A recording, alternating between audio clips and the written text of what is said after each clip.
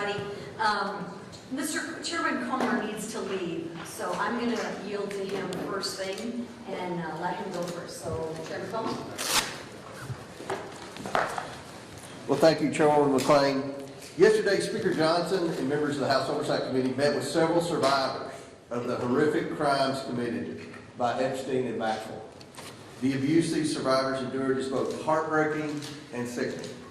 They were not only victims of unspeakable crimes, but were also betrayed by their own government, which failed to deliver justice and accountability. The House Oversight Committee is committed to providing transparency and accountability for these brave survivors and for the American people. Over the past 6 weeks, the Oversight Committee has worked tirelessly to obtain documents and testimony related to Epstein and Maxwell. We have subpoenaed Maxwell for a deposition. We have subpoenaed the Department of Justice for documents. We have issued subpoenas to 10 former federal officials for depositions. We have requested documents from the Epstein estate. And we have secured a transcribed interview with former Labor Secretary Alex Acosta. This is the most comprehensive investigation into Epstein and Maxwell to date, and we're already getting results. We have already deposed former Attorney General Bill Barr. The DOJ has produced nearly 34,000 pages of documents with more to come. These documents are now accessible on our website. We put every single document on the website. The Epstein estate will begin producing documents on September 8th. The committee is operating at an unprecedented pace and doing the work the right way. What we heard yesterday from the survivors is that they support these efforts and they support the pursuit of transparency and accountability. We will continue working tirelessly for these survivors and for the American people. I want to thank Speaker Johnson and his leadership team for giving us all the tools we need to get all the information that the American people want and that the survivors deserve to be able to finally give them some accountability. And I want to thank the Trump administration for working with us and turning over 34,000 documents so far. With that, I yield back. Thank you. Thank you, Chairman Comer. And thank you for all your hard work on this issue. With that, I want to welcome you all back to a safe DC. I know that sounds crazy, but rather than applauding President Trump's decisive action to actually restore law and order and reduce crime in America, Democrats have defended gang members, thieves, and lawbreakers. Wait, can you guys believe that? That sounds odd, right?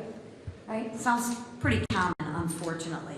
Nevertheless, Republicans remain focused on delivering not only the physical safety, but President Trump has championed, but the financial security for every single working America. Because President Trump believes in a safe America. And safe America means safe in the streets, but it also means safe and security financially and economically. That's why we've spent the last month working with actual Americans in our district. And I personally spoke with workers at manufacturing facilities in Michigan, and then we went on the road in New Jersey, Pennsylvania. These folks work hard, and many of these folks work more than 40 hours a week. So let me tell you that it was an honor to let them know that the extra hours they put in will actually not be taxed. And of course, I wasn't the only one standing with the American workers in the past month. House Republicans showed up in coffee shops, small businesses, schools, gas stations, all across America. And if you own or work at a small business, Congressman Miller Meeks was out there talking about the tax cuts heading their way. And if you work in energy, Congresswoman Fedorchak was out there talking about the ways that this bill will help secure your job and actually reduce gas prices. I think we had Labor Day just recently, right? We just came back from Labor Day. Gas prices were the lowest they've been in 5 years.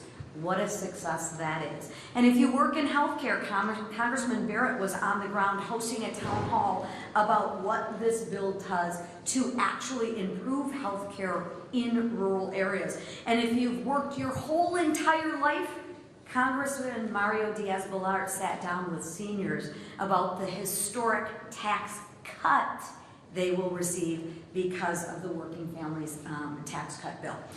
Wherever you work, the bottom line remains the same. Republicans are fighting for every single American worker, and we are proud of the results that we have delivered. Republicans voted to keep money in Americans' pockets, while the Democrats voted to take money from Americans' pockets. Republicans delivered no tax on tips, no tax on overtime, and no tax on Social Security. Well, every single Democrat, let me say that again, every single Democrat voted to increase your taxes by at least $1,700 for the average middle-class family. Every single Democrat voted to raise taxes by at least $1,700. Please cover that. Republicans want to keep more money in your pocket. Democrats think that you should pay more money to the government because the government just runs so doggone efficiently, right? House Republicans are doing what is needed to be done to deliver for the American worker. And with that, I want to turn it over to someone who has actually worked hard for his constituents, Congressman David Taylor of the great state of Ohio. It pains me to say Ohio, as in Michigan. I know, you're still recently the winner, so thank you, Chairman. During the August work period, I spent time in Ohio's 2nd Congressional District talking with local small business owners, farmers, manufacturers about the issues that are most important to them. I heard over and over again how important the Working Families Tax Cut Act is in transforming the lives of hardworking Ohioans by lowering taxes so they can spend their hard-earned money on what they need, helping small businesses grow and develop and revitalizing our main streets. As a 3rd-generation small business owner, I know firsthand how a tough economy and skyrocketing taxes make it harder to turn a profit. When I popped into family-owned shops last month, store owners told me how grateful they were with the expanded 199A tax credit that was helping hand they needed to stay in business so they can maintain a presence in our communities. Beyond business, Ohioans made it clear that they don't want illegal immigrants taking benefits that are meant for Americans in need. This is just Ohio common sense. The Working Families Tax Cut Act benefits vulnerable Americans so they can get back up on their feet while kicking off illegal immigrants who never should have received taxpayer benefits in the first place. The common myth surrounding the act is that it will shut down rural hospitals serving Americans across our country, and especially in my district. That is far from the truth. In rural regions like Southern Ohio, the act includes a historic $50 billion investment in rural hospitals, and when I spoke with local healthcare providers, they confirmed how critical this funding is in meeting their most rural patients' needs, and they're very pleased with the results. For Will Minshaw, a young farmer in Pickaway County, Ohio, whose family farm is hitting 200 years in operation next year, the increase in the tax exemption, which is made permanent in the bill, means it'll be even easier for the family to pass the farm down to him and to future generations. And with family farms making up 96% of all farms in my district, this is huge news for countless farming families in Southern Ohio. That, combined with expanded funding for agricultural trade programs and investment in crop insurance, will give family farmers peace of mind about staying in the business for years to come.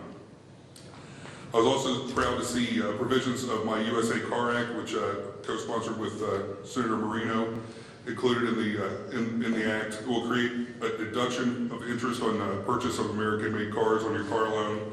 That'll create thousands of jobs across our nation, all while securing our nation's supply chains and invigorating our economy. The Working Families Tax Cut Act is paving the way for economic prosperity for hardworking Americans, and Ohio families are reaping the benefits.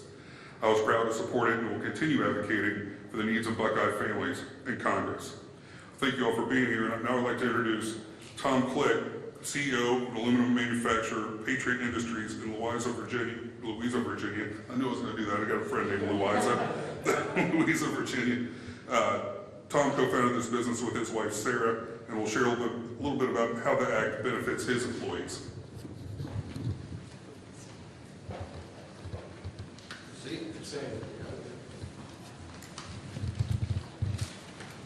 Good morning, everyone. My name is Tom Click, and in 2010, my wife Sarah and I founded Patriot Industries. We're proud to be one of a growing number of American companies investing in U.S. manufacturing and bringing jobs back to our community. Like most family businesses, we started small with only 1,000 square feet of space and a used pipe thrower that I purchased on eBay.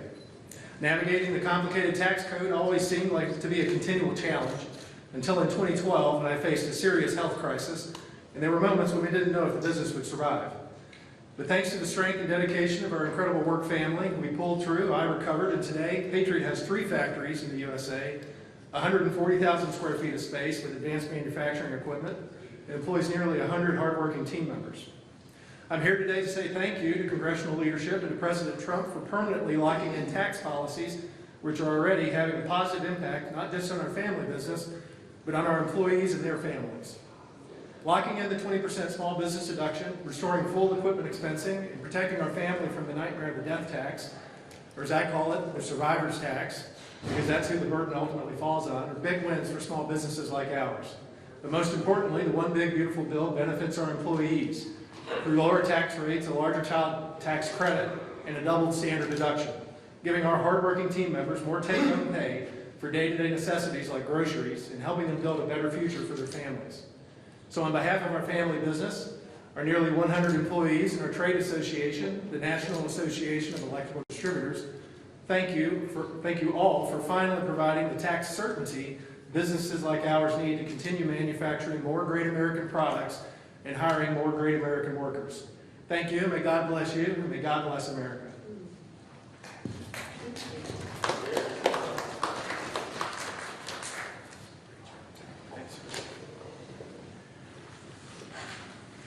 Last week, 2 innocent lives were taken at Annunciation Catholic School in Minneapolis. As a Minnesotan, a father, and Catholic, words cannot begin to describe the amount of heartbreak and anger we feel over this unspeakable act of evil.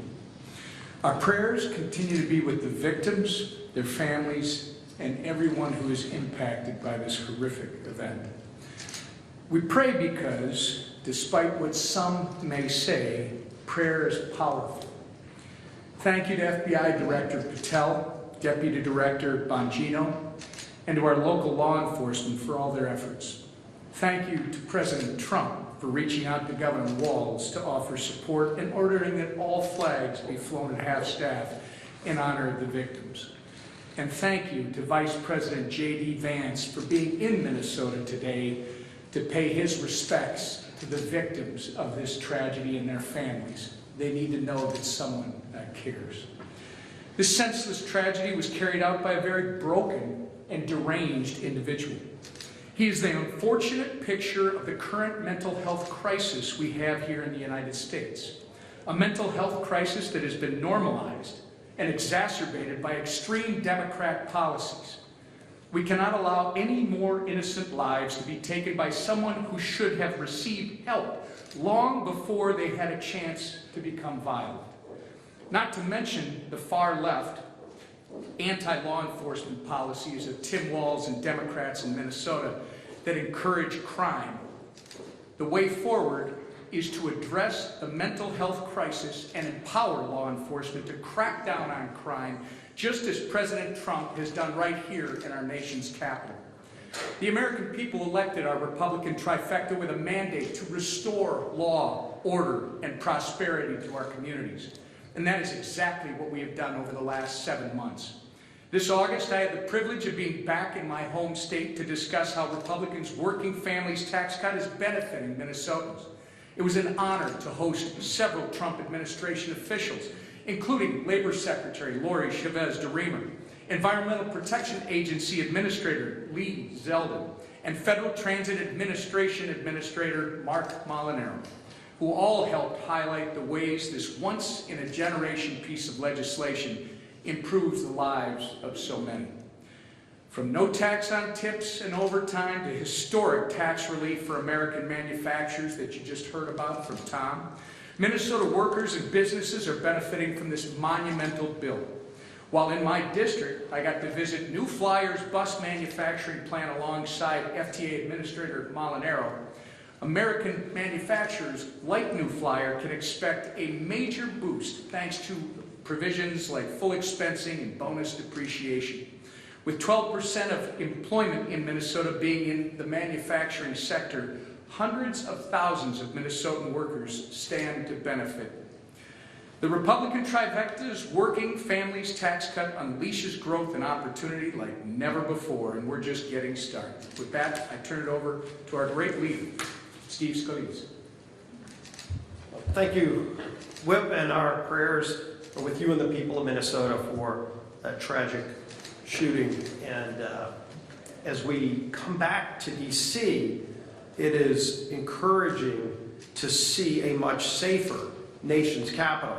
And it is clearly the result of the work of President Trump, who said early off he was going to make America safe again.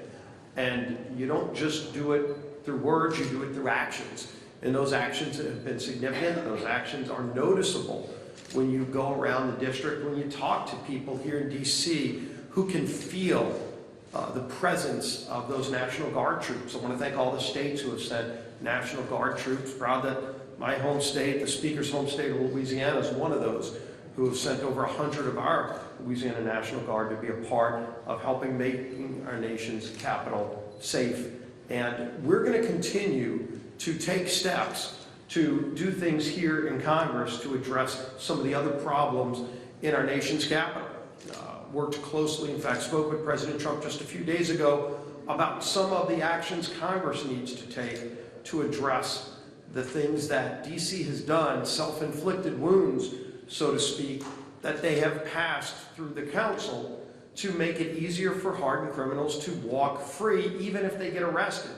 Carjackings, you could carjack somebody at gunpoint, and frankly, a lot of the people who commit some of those violent crimes are younger people under 25. You could be 23 years old and walk out the next day if you get caught without serving any time in jail.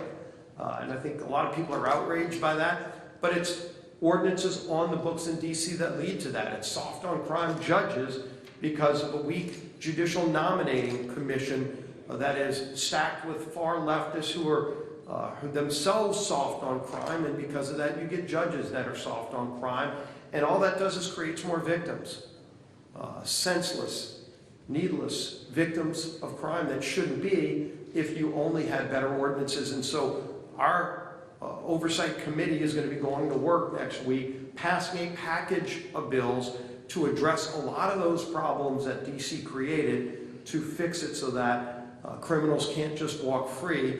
If they want to go commit tough crimes, they'll have to do the time for what they do on the streets. And I think that's a good thing, that we're going to be addressing that problem even more than what President Trump's already done. You can look at what the Oversight Committee has already done over the break. While a lot of people were home, a lot of Oversight Committee members were here getting that testimony that Chairman Comer talked about from those victims of the horrors of Epstein. And we're going to continue through the rule today, have a vote to force a lot of that information to be made public, to support the subpoenas that the committee's doing, to go even further than others want to go at getting that information out to the public, including going after the estate of Jeffrey Epstein, something others have refused to do. So we're not done, but it's going to be an important vote today on the House floor to show our support there. And then, of course, we are going to continue to talk about all the things that we passed just in these first 6 months. And obviously, there's a lot more we want to do. There's a lot more we're doing just this week. Some great energy production bills, energy and water appropriations bill. Appropriators are having negotiations to try to get a resolution on the proper funding of government. All of that is still going on. But it's important when you go around the country and hear stories like we heard today of people that are now starting to make more investment in America because we stabilized the tax code. We prevented a massive tax increase on families all across this nation by passing the One Big Beautiful Bill. We modernize America's air traffic control system. We secure our border. We open up more energy production. All of the things that are going to help families have more money in their pockets, you know, overtime workers, with no tax on tips. That's $1,700 more in the pockets of hardworking families. And the best is yet to come. There's a lot more we're going to do. And the person leading that charge is the fellow LSU alum. And yes, we are proud of our alma mater winning its opening game. It's going to have football back, college football. Some people might not say right now they're glad to have college football back, depending on how their team did. We were proud of what's now the #3 team in the nation, the LSU Fighting Tigers, another Fighting Tiger, and Cover Boy. If you brought your copies of Time Magazine, he might actually sign a copy for you. Not every day that a Republican gets on the cover of Time Magazine, but he has exhibited great leadership. He's gotten a very, very narrow House Republican majority to come together time and time again to deliver big wins for American families, and I'm glad it's being noticed nationally. It deserves to be. Our Speaker of the House, Mike Johnson. Thank you, Mr. Leader. Welcome back to everybody. We come back very excited, and not just because the LSU Tigers prevailed on Saturday, but because we're in a really good mood. You know, the House Republicans went out, fanned out across the country over the district work period, and got a lot of work done. And they were talking about the One Big Beautiful Bill, which has also become known as the Working Families Tax Cut Act, because that's what it principally represents. And it was met with great reception everywhere. I'm so grateful for leaders like Tom, the Clicks, who are these small business owners that is the heart of the U.S. economy, and they make it run and they provide jobs. And we're trying to do everything we can to ensure that they have success, because the success of small business owners and hardworking families is the success of America. And that's what our principles and policies provide. And so we're so excited about that. We went out, fanned out across the country.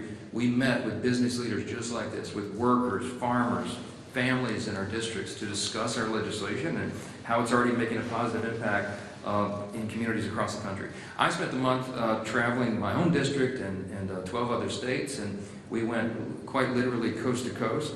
Got a great reception everywhere we went. In my district, I met with farmers who will benefit from the permanent relief from that death tax, and small business owners just like this, who can now plan for the future better because of tax certainty and increases in the small business deductions. In Nashville, Tennessee, where I was, I met with tip workers who will keep more of what they earn thanks to the no tax on tips and no tax on overtime. And they were overjoyed by that. We interviewed them and got their comments on it. I was in Idaho Falls, Idaho. Visited with local manufacturer there who employs 5,200 people, one of the biggest, most impressive businesses nationwide. And thanks to this bill, they can now permanently deduct more of their critical investments in research and development on their products, and they will help their company and thereby create more jobs and help their workers.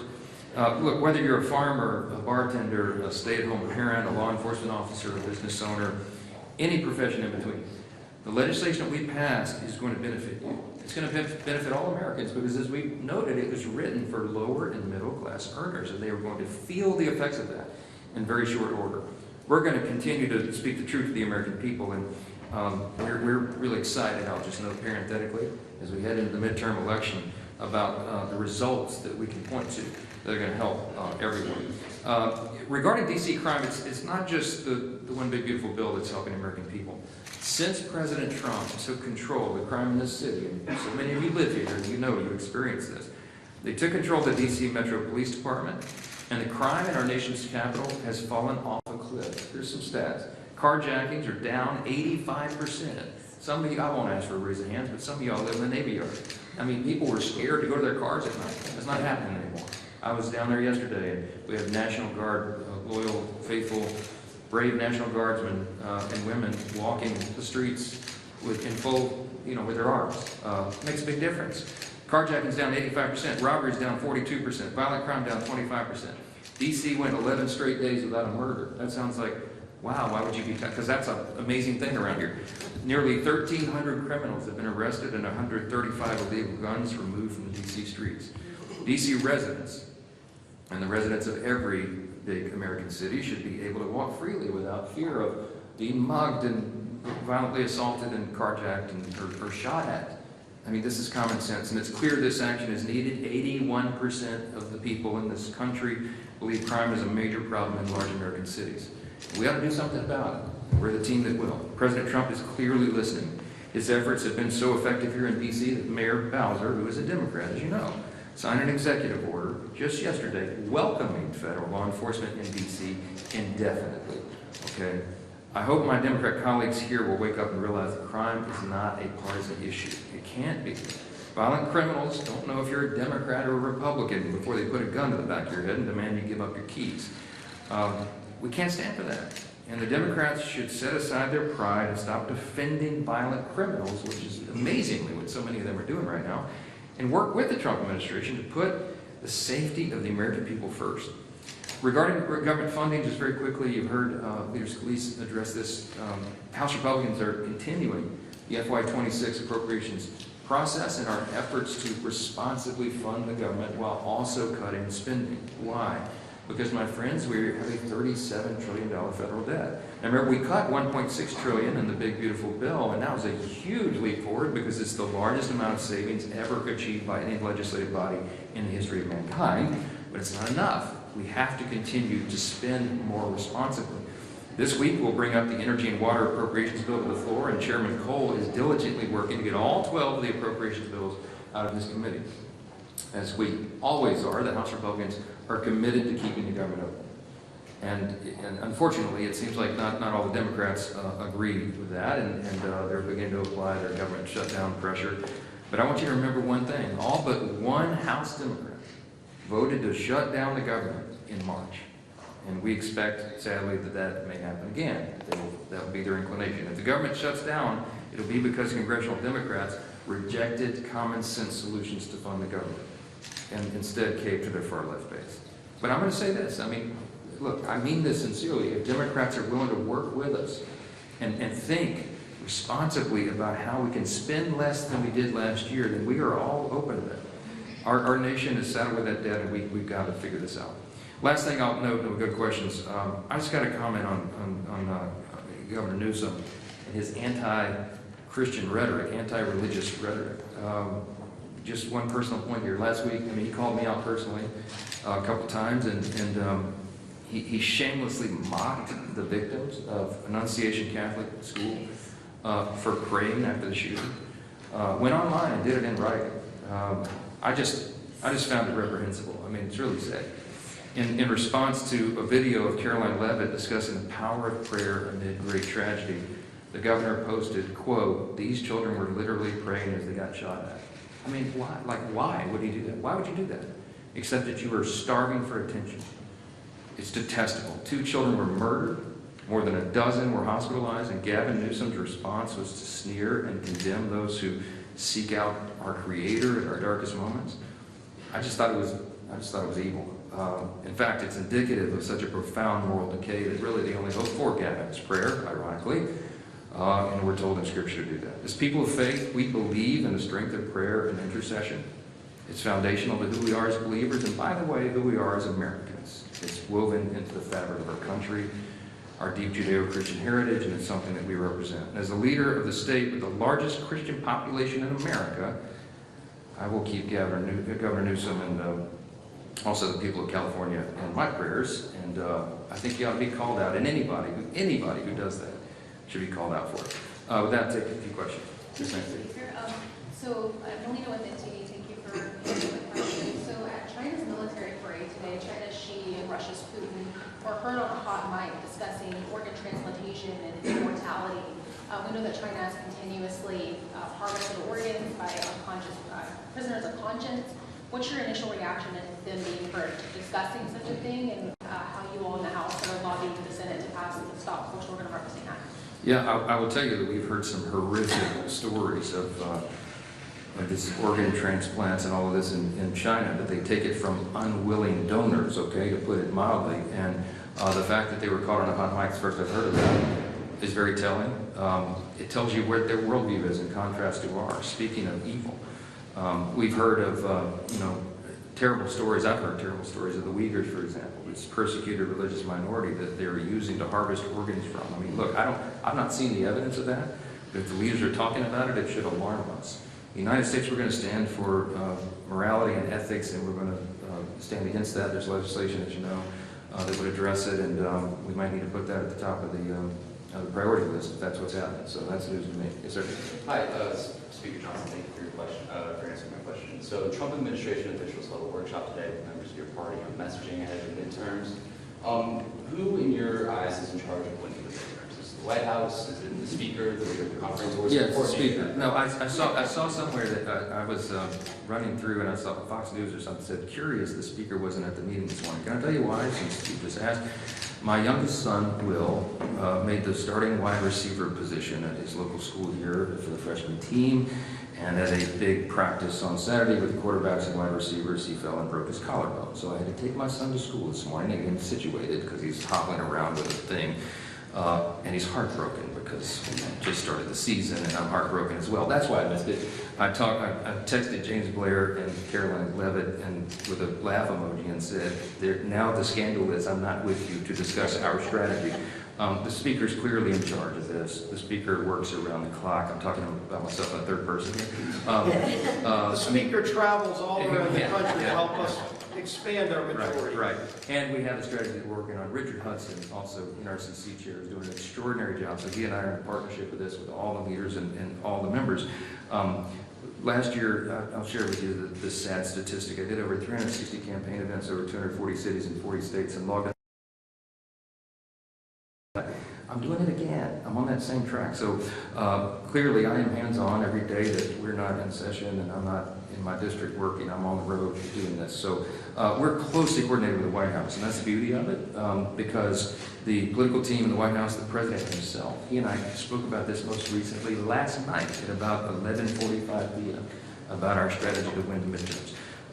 He's dialed in on it, we're dialed in on it, but clearly, I'm the quarterback of this effort, and I fully endorse everything that was said over there because it was all prearranged with me. So that was the only reason I went there. Yeah. Last question, Mr. Speaker. I got it. There was a rebranding of the One Big Beautiful Bill to try to do a working family tax cut. Is that a sign that you guys are losing the messaging more to Democrats? The polling is not doing well for you guys, particularly across multiple different polls. What more do Republicans have to do to actually sell this? Yeah, it's not a rebranding, and what we have to do to sell it is tell the truth, and that's the beauty of it, okay? So I'm not surprised that some of the early polling was less than favorable in some areas of the country because there has been a full-on strategy by, frankly, the mainstream media and the Democrats, of course, to try to misrepresent what's in the bill. If you look at the polls of all the individual provisions of the bill, they're wildly popular. I mean, we did things, there were 80-20 issues in the legislation that's going to help everybody. So it's not a rebranding.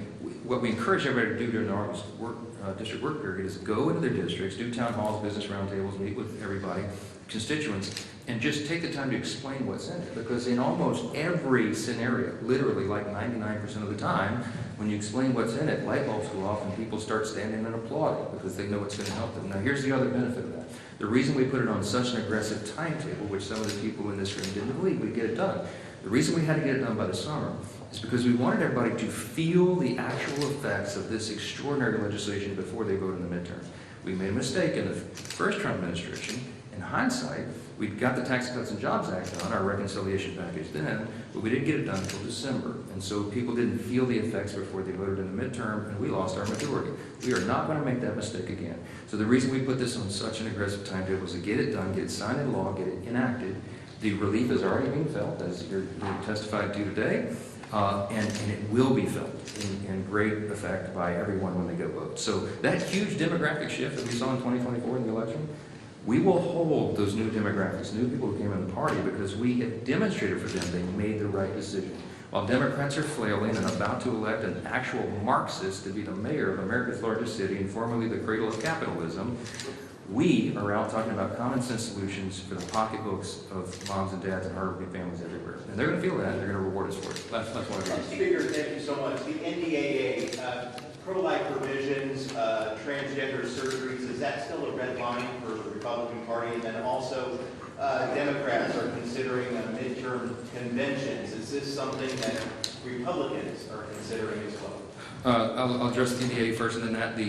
Yeah, I mean, I don't expect there's going to be poison pills that the NDAA has been worked towards as a bipartisan measure, which it traditionally has been, and I think leaders on both sides are committed to that.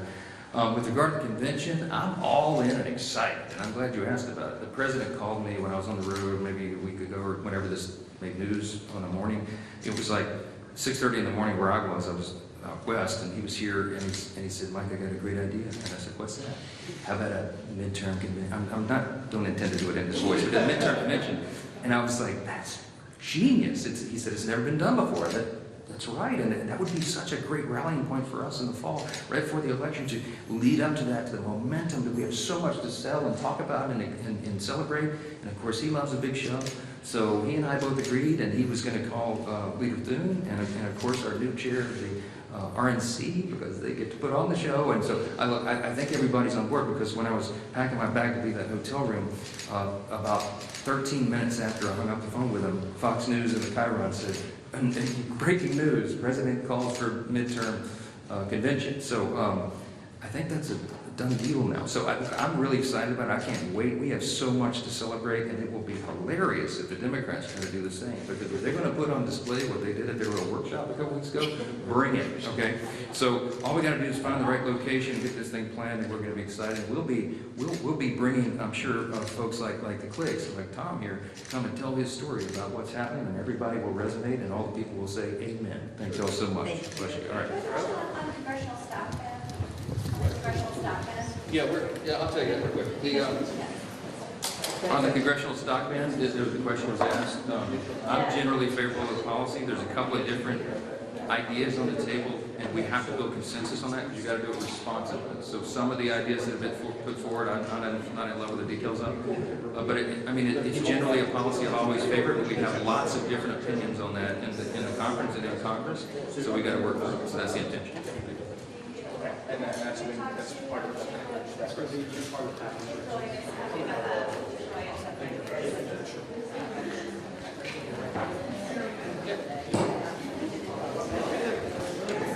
On the discharge petition, do you think that the oversight investigation and the resolution within the rule on continuing that will be enough to prevent enough people from signing? Well, there's stronger provisions in the resolution